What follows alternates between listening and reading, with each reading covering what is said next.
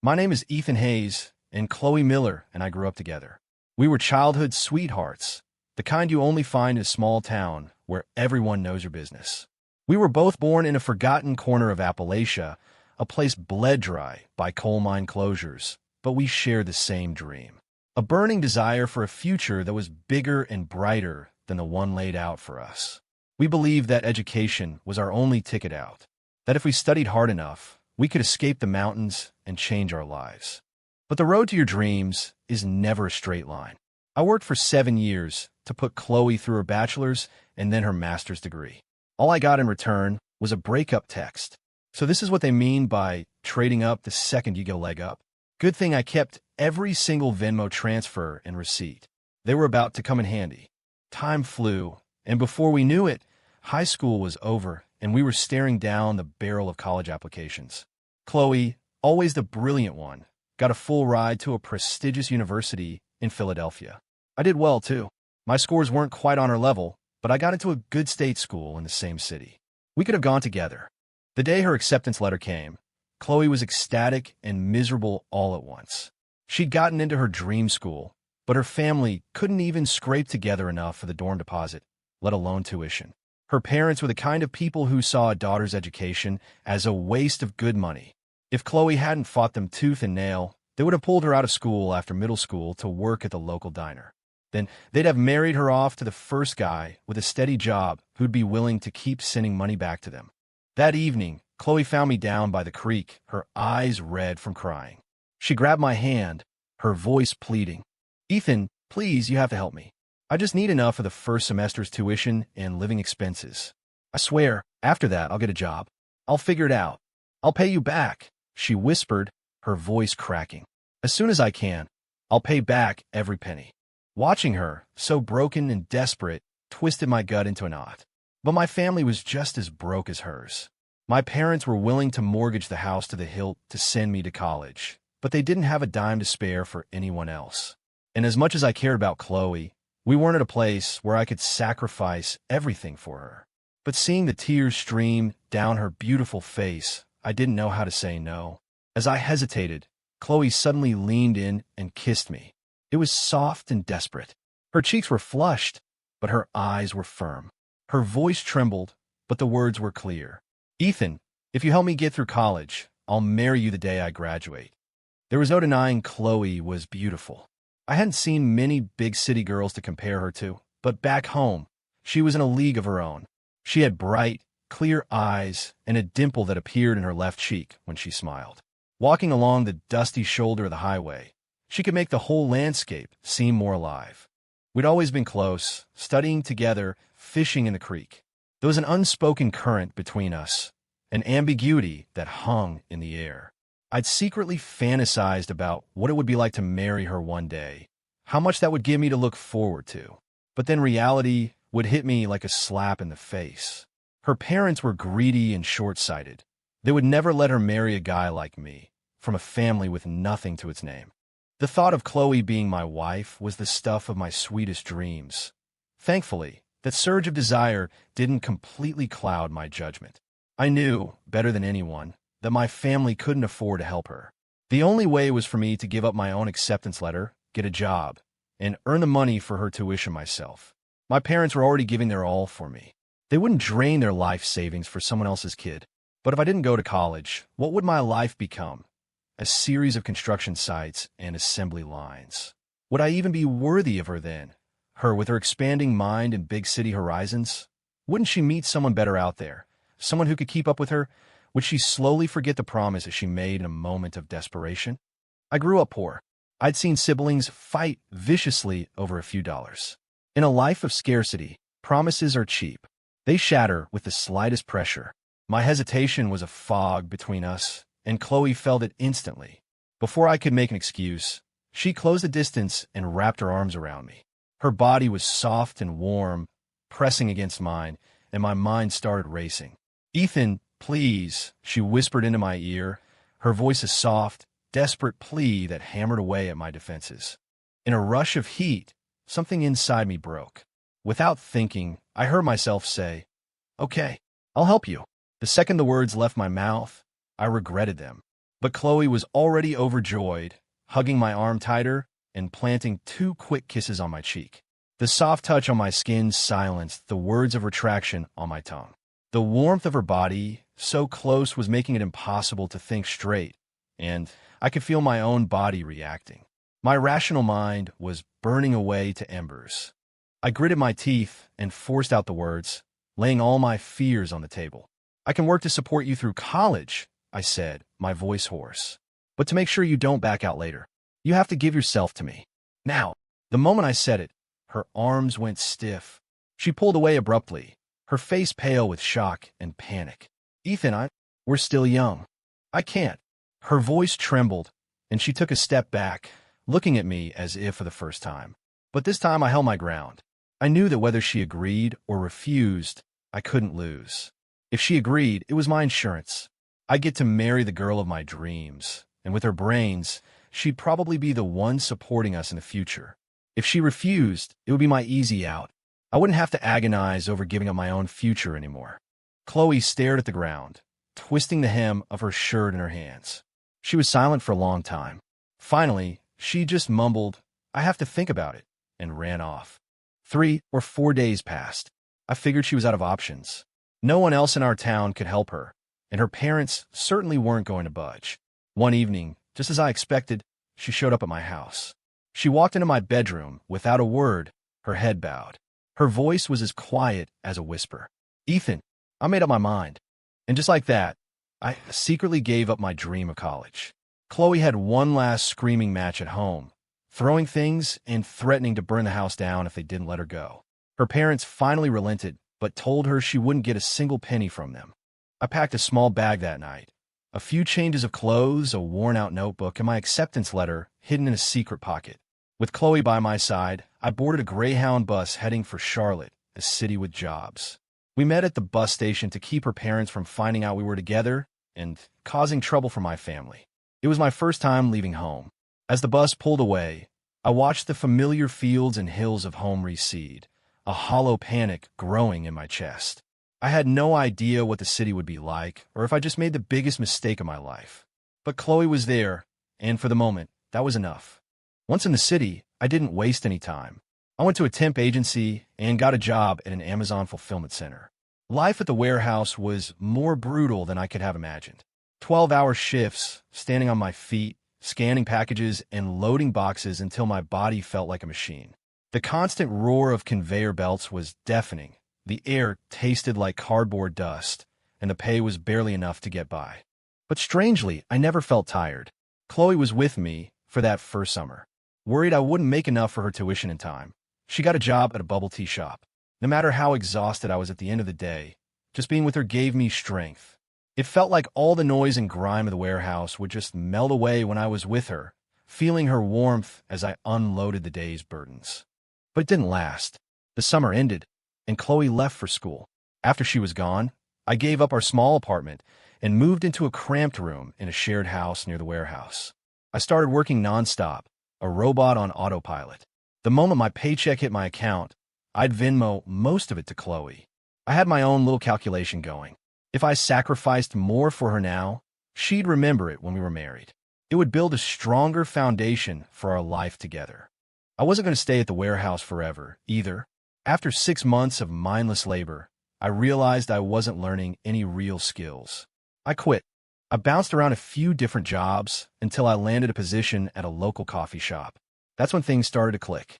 I learned everything from a head barista, grinding beans, pulling the perfect espresso shot, steaming milk for latte art.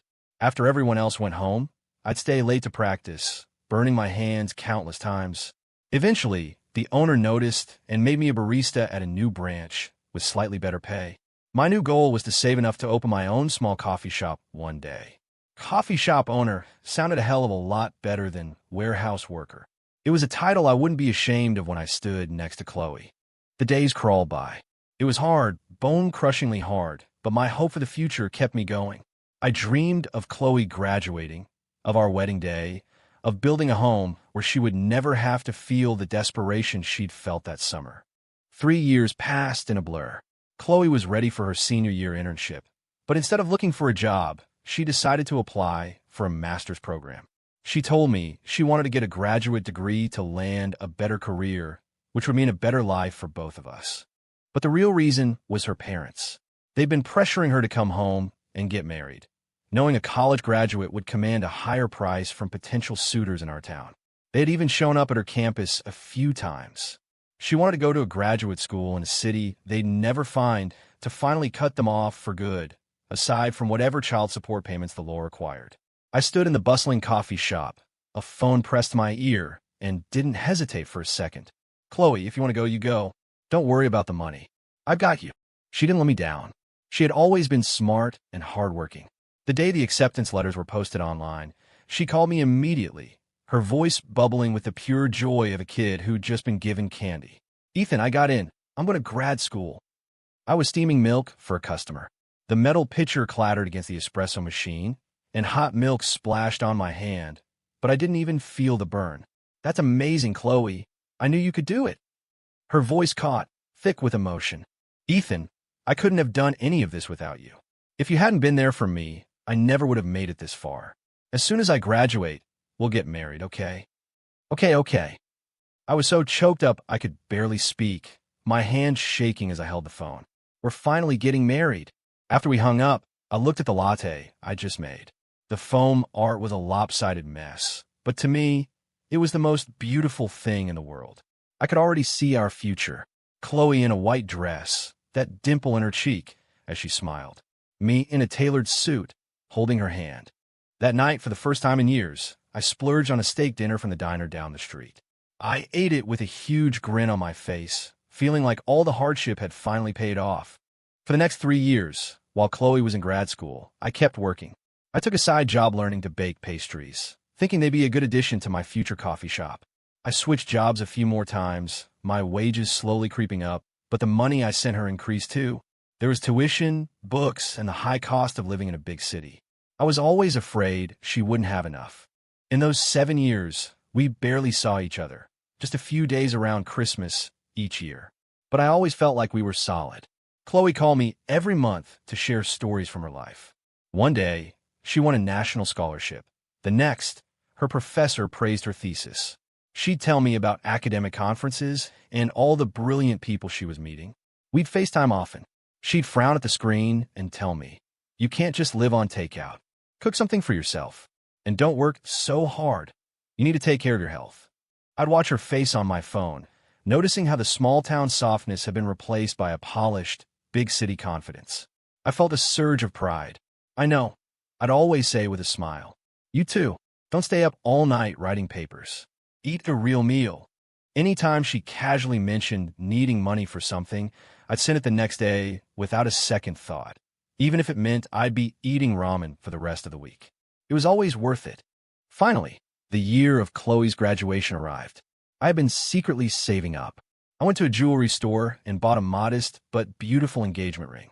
I planned to propose the moment she came back. I even rehearsed the speech in my head about the 7 hard years and all my hopes for our future. But what I got wasn't Chloe stepping off a bus with her luggage. It was a cold, brutal text message. That day, I was at home cleaning the room I'd set up for her, smoothing out the fresh sheets on the bed, imagining how happy she'd be to see it. My phone buzzed. Thinking it was her saying she was almost here, I rushed over to grab it, my heart leaping with excitement. But when I read the message, my entire body went rigid. It was like a bucket of ice water had been dumped over my head, a chilling shock that went straight to my bones. It was from Chloe. The message was short, just a few lines, but every word was a razor blade slicing into my heart. "Ethan, we're done. I met someone else. His family has money, real money. He can give me the life I want. I slept with you for 7 years. You got your money's worth. Don't contact me again. Let's just move on." My fingers turned white from gripping the phone. The words on the screen swam before my eyes. 7 years of sacrifice, countless sleepless nights, every dollar I'd saved, the future I'd built entirely around her. It all became a joke. Her promise, "As soon as I graduate, we'll get married," crumbled into dust. I stood in the empty room, the familiar sounds of my neighborhood filtering in from outside. But my world had gone completely silent, except for the frantic, painful thudding of my own heart. I remembered her 7 years ago, her eyes red as she pleaded for first semester's tuition. I remembered her choked-up voice on the phone after getting into grad school, telling me it was all thanks to me. I remembered her on my arm as we walked through the Christmas market. The memories were like 1,000 needles, stabbing me over and over until I could barely breathe. I read the text again and again, my hands shaking uncontrollably. My heart sank into a cold, dark pit, and all the strength drained out of my body. The past 7 years of toil and exhaustion flashed through my mind. Every hardship I endured was for her, so she could study without worry, so we could have a decent future. Now, with a few careless words, I've met someone else. She had erased it all. And then that final, gut-wrenching line, "You got your money's worth." That sentence was a shard of ice driven straight through my chest. The pain was so intense I could barely breathe, my body trembling with a rage I'd never felt before. 7 years of my youth, my sweat, my life, reduced to a transaction where I supposedly broke even. I felt like the world's biggest fool, played from the very beginning. All those stories about scholarships, all those FaceTime calls where she pretended to care, all the time she held my arm and acted like she loved me. It was all a lie, a performance to keep her safety net in place. I collapsed, my head in my hands, shoulders shaking with silent, heaving sobs. The injustice and anger washed over me in a tidal wave. But just as I was about to be consumed by it, a cold clarity cut through the chaos. The years I'd spent getting knocked around by the world had taught me a few things. I wasn't that naive kid from the mountains anymore. Deep down, a part of me had always feared this day would come. It's why every time I sent her money on Venmo, I was meticulous with a memo, tuition payment, textbook funds, fall semester living expenses. I saved every digital receipt, every bank statement. Those records were my only fallback. And now, they were my only weapon. I slowly pushed myself up from the floor, wiped the tears from my face, and felt my grief harden into resolve. I found a shoebox where I kept my bank receipts and organized them by date. Then, I drove to the bank and had them print out a complete transaction history of every wire transfer I'd ever sent to Chloe Miller. A friend recommended a decent lawyer in the next town over. I laid out my case, and the lawyer reviewed the evidence. His verdict was clear. My documentation was airtight.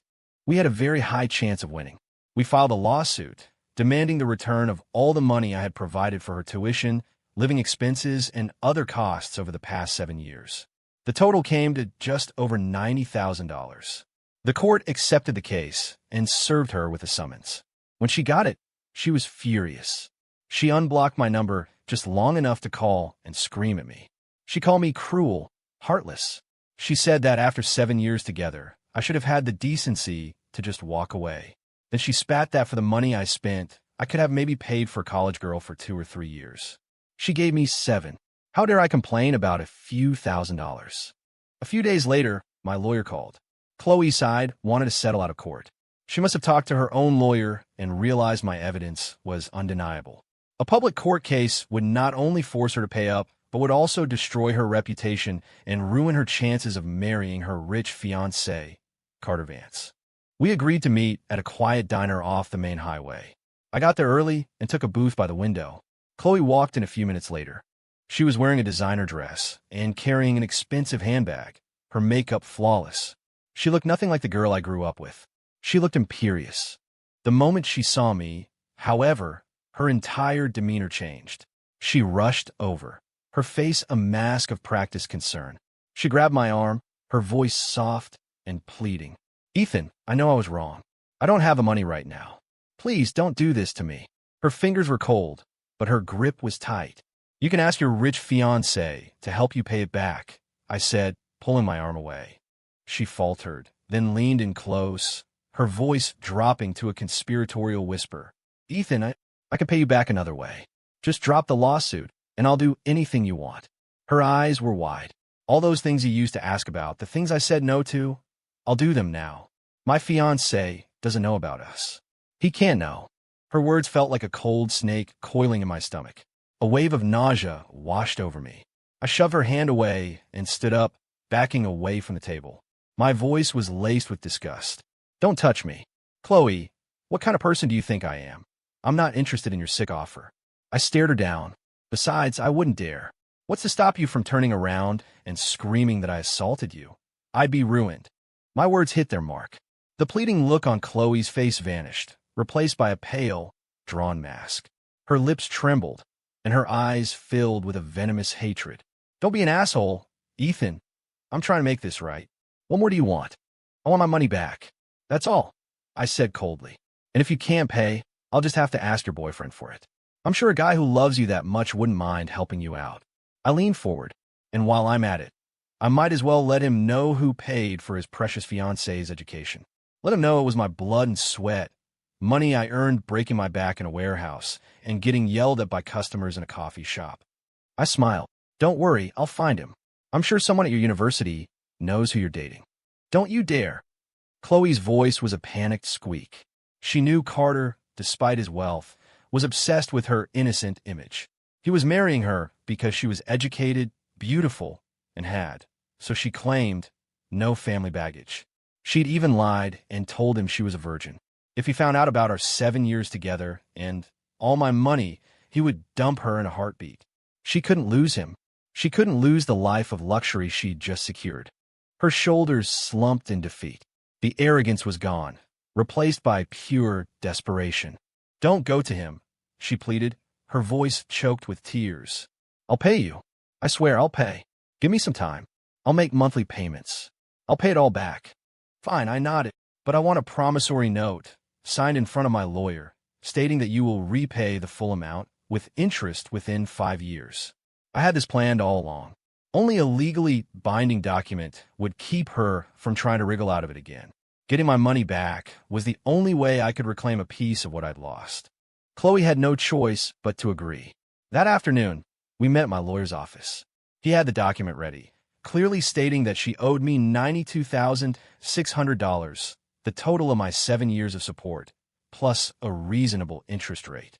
Her hand trembled as she held the pen, smudging the ink several times before she finally managed to sign her name and press her thumb onto the ink pad.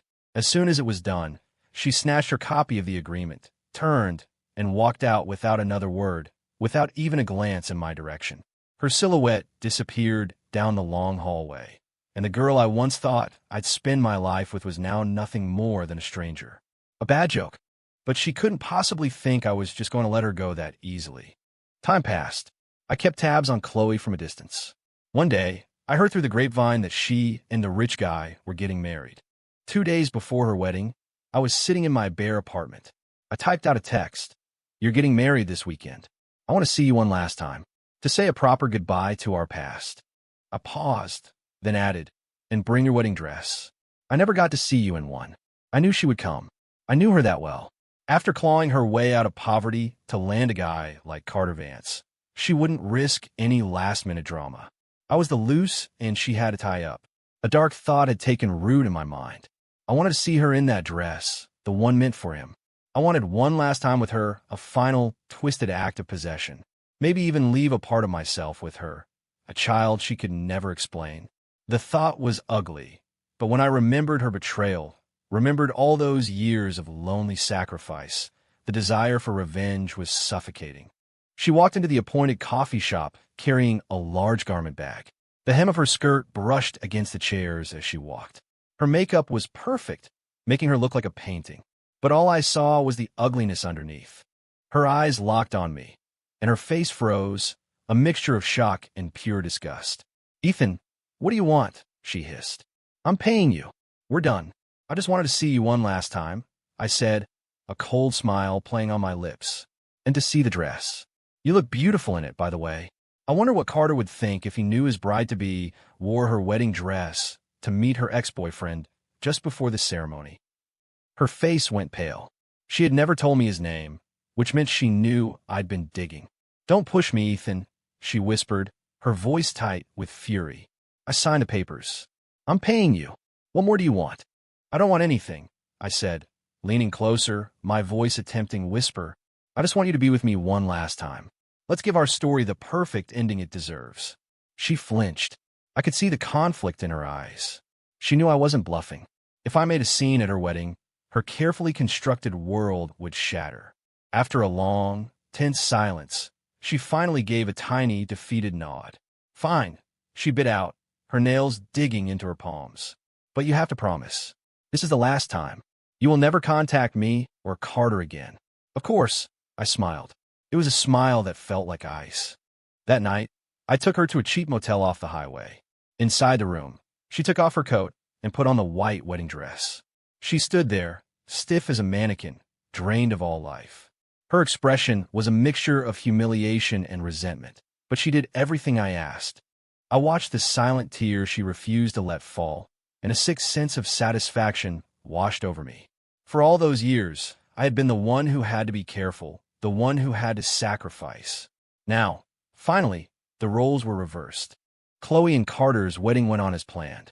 I saw the pictures on Instagram later. It looked like a fairy tale. Her dress was magnificent.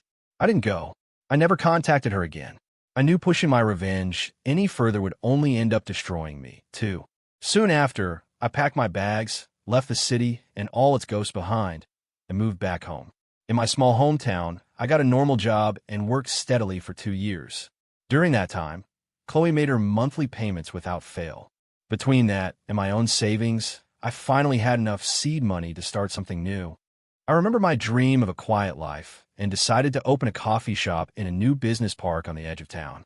I designed it myself, lightwood tables, warm lighting, and hand-drawn landscapes on walls. It was cozy and comfortable. I called it the Daily Grind, a place where people could take a break from theirs. The shop was more successful than I ever expected. There weren't many decent coffee places in town, and I was obsessive about quality, getting up before dawn to grind fresh beans and perfect my recipes. People noticed. I built a loyal base of regulars, mostly office workers from the business park who would stop by for their morning latte. In the first year, I cleared over $100,000 in profit, far more than I'd ever made working for other people. I sent a large chunk of it to my parents, told them to renovate the old house and buy themselves new furniture. It was time for them to relax. With the rest, I started planning a second location, this one near the community college. I would add simple lunch items and pastries to the menu, bringing the warmth of the daily grind to a new crowd. These days, my life is filled with the hustle of the shop, the sound of friendly chatter, and the rich aroma of coffee. It's a peaceful, solid life. When I occasionally think of Chloe, the anger is gone. She's just a footnote in a chapter of my life that's long since ended. As my business grew, I met Hannah Peterson. She was a student at the community college and saw the part-time, help-wanted sign I'd posted in the window. The first time I saw her, she was wearing a simple white t-shirt and jeans, her hair in a high ponytail. She was polite and had a sweet, genuine smile that lit up her whole face. I hired her on the spot. Hannah was a natural. She was hard-working and meticulous, taking notes in a little book as I taught her how to make the drinks, practicing her latte art over and over until it was perfect. The more time we spent together, the more I found myself drawn to her. She was cheerful and dependable, and being with her was easy and comfortable. My parents had been nagging me to settle down, and Hannah was a local girl, smart and kind. It all just felt right. One evening after we closed up, I asked her to stay for a minute. My heart was pounding, but I took a deep breath. "Hannah," I said, "I've really enjoyed getting to know you. I like you a lot. Would you want to be my girlfriend?"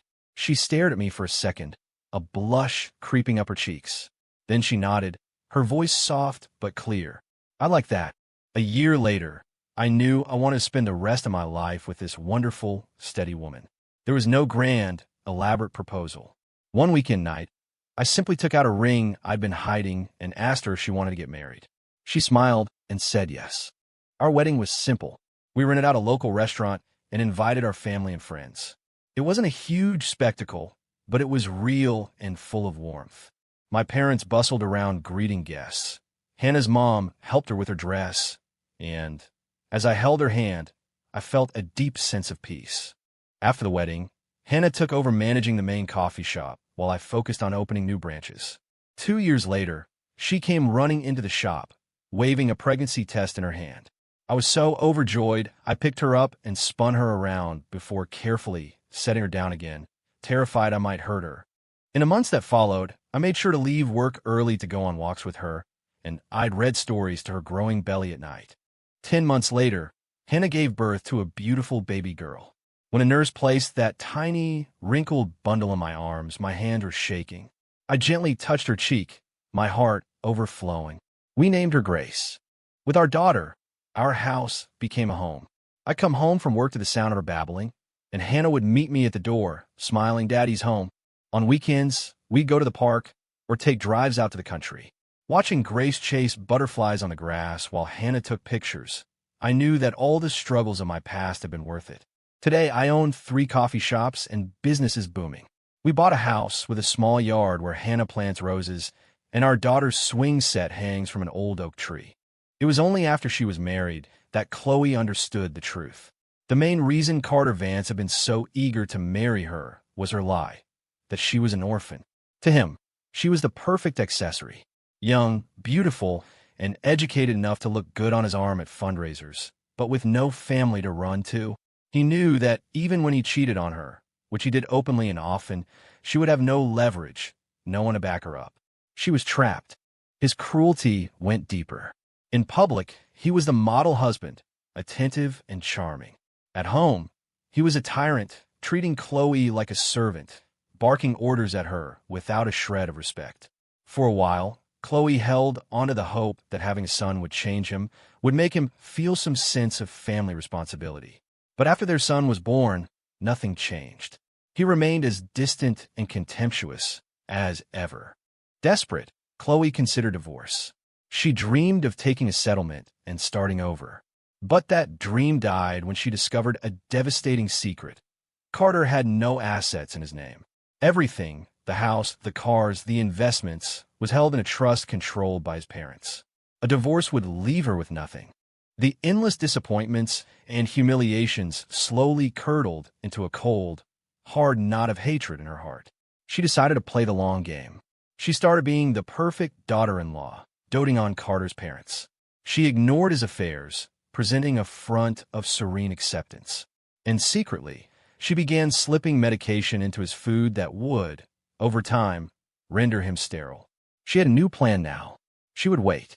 She would wait until Carter was old and weak, until their son was grown and ready to inherit the family fortune.